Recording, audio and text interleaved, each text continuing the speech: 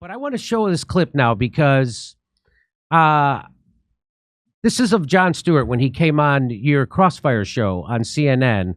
I'm going to show he's here giving you a dressing down, but that was back when you were in the employ of the problem rather than the solution. And Jon Stewart was, as of yet, relatively uncorrupted by the gaping maw that eats every other political voice in the network structure and shits out a yes man on the other end. So let's watch this real briefly.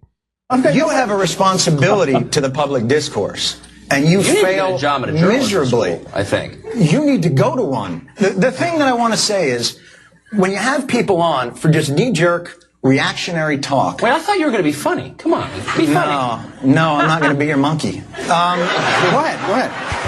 I watch your show every day, and it kills me. I can tell you love it. It's so painful to watch.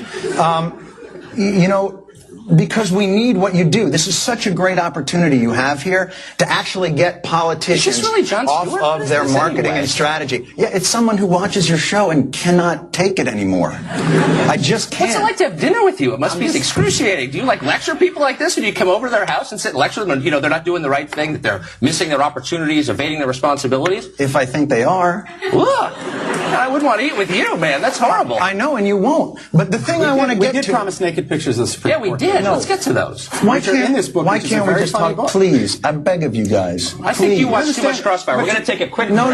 Look, hold on, Joe. We've got commercials. Please. Next, please stop. In the rapid fire. Please Hopefully stop. He'll be here. We hope. So that was, go ahead, Kurt. Do you know what I realized what John was arguing against? Because I remember when that came out. What he's arguing against is like, no, it's not productive because you guys aren't like, you shouldn't be arguing at all. We should all just be united saying the handed propaganda without even the illusion of an argument. That's right. So what happened to you, you went from there, you made atonement for the Iraq war, and then they took your advertisers away and you started to tell the truth about everything. The Syrian war, Ukraine war, COVID, vaccines, everything. You started to be the only person in news to tell the truth about the biggest stories of our time. And Jon Stewart went on to hang a medal on a Nazi at Disney World in service of the war machine. And he'll never apologize for it, and he'll never even acknowledge that he did it. Just go, hey, I got tricked.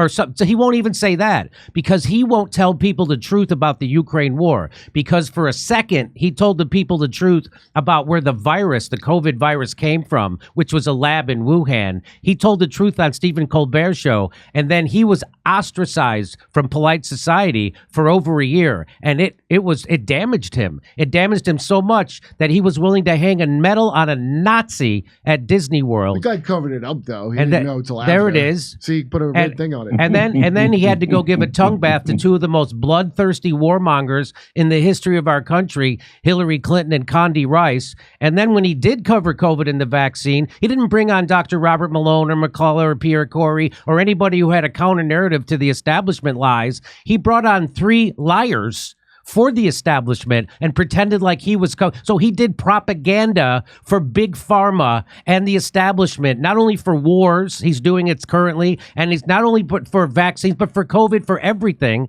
And meanwhile, there you are going to visit Julian Assange at Belmarsh, and here you are bringing on RFK Jr. to tell the truth about Big Pharma. So what a complete different arc between Jon Stewart and you. He became a yes man to the establishment who's lying to his lying to his audience and afraid to tell the truth. He'll never tell his audience the truth about Ukraine. He'll never tell his audience the truth about COVID or lockdowns he'll never do that. And he'll never tell where's he on the front lines trying to get Julian Assange out of prison? I don't know. Is he? I don't think so. So I just want to get your reaction to that kind of crazy arc that Jon Stewart had this pompous moral high ground when he came on CNN, and now he's turned into the piece of shit that I make fun of and debunk on a daily basis. He should wear a bow tie. So I always thought, well, let me just say it's interesting. I hadn't seen that clip, well, since it happened, because I never watched clips of myself. So it's been almost 20 years. I should say when that aired, I'd already come out and atoned for supporting the Iraq war. And he had a different view. He's always been a neocon, like always. He's never changed. He's been consistent on that, I will say. But he looks a little less appealing than I thought. I mean, he was a preachy little phony, really, from the very beginning. He has talent. I always thought he was pretty funny, actually. He's pretty, I mean, I'm sure you guys know him well. He's got a lot of talent. talent. He's fast. So there's that. Yeah, he does. He has talent, for sure. But he was always hollow inside, didn't really believe anything. His beliefs actually just amounted to self-hatred and guilt. That's not a belief system. Those aren't principles. Those are impulses. And so I'm not really surprised that he has become, you know, another Praetorian Guard for the establishment, because that's kind of what he's always been in a way. Like he would do the sort of normal shit they do, like, you know, they love the race stuff. You're a racist. So-and-so's a race. Everything's about race. It's just not that interesting a topic. In my opinion, I've never been very interested in race. It doesn't go anywhere, but he's obsessed with that topic. And in some ways, in retrospect, that's the easiest topic. Everyone's like, oh, it's the hardest topic. No, it's the easiest topic. Because you don't have a conversation. It's just posturing. Nothing ever changes. No one's life is improved. No one actually gets better. No one's improved at all. But the person doing the hectoring gets to feel superior.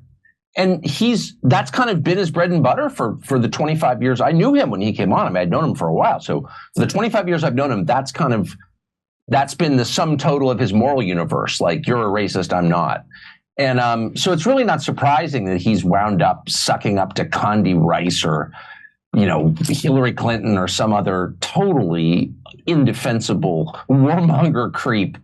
I'm not surprised at all. You don't think it's useful for him to ask the former first lady such hard-hitting questions like, what's it like to be a powerful woman?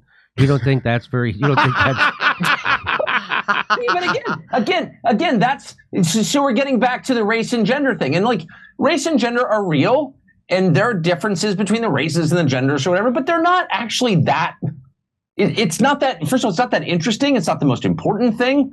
And it doesn't go anywhere. But that's always where they go. All of these people. They did it with me for years. Once they couldn't cancel my show by pulling the advertising, then I became a white supremacist and a Nazi and a racist. And at some point, I remember thinking to myself in the shower, I don't know, am I a racist? Like, no, I'm not actually. And then I just kind of didn't care after that. But they didn't stop, because that's sort of all they had. They didn't want to like actually debate whether the Syrian gas attacks came from Assad or whether they even existed. They did not want to have that conversation. They didn't want to talk about anything of substance at all. They just wanted to dismiss you as crazy or a bigot. And that's the world that Stewart has lived in for the decades I've known him, I will say. I think his next big move has got to be that he actually becomes a powerful woman. There just aren't any more chess moves left on the board. Am I right? I'll honor it. That's so good. We're doing live comedy shows in Oxnard, California, Venice, California, Palmdale, California, Omaha, Nebraska, Des Moines, Milwaukee, Lansing, Michigan, Bend, Oregon, Portland, Oregon, Seattle, Washington, and Boston. Plus, we're going to put a date in Edmonton, Canada, plus Vancouver. See ya. Go to jimmydore.com for a link for all those tickets.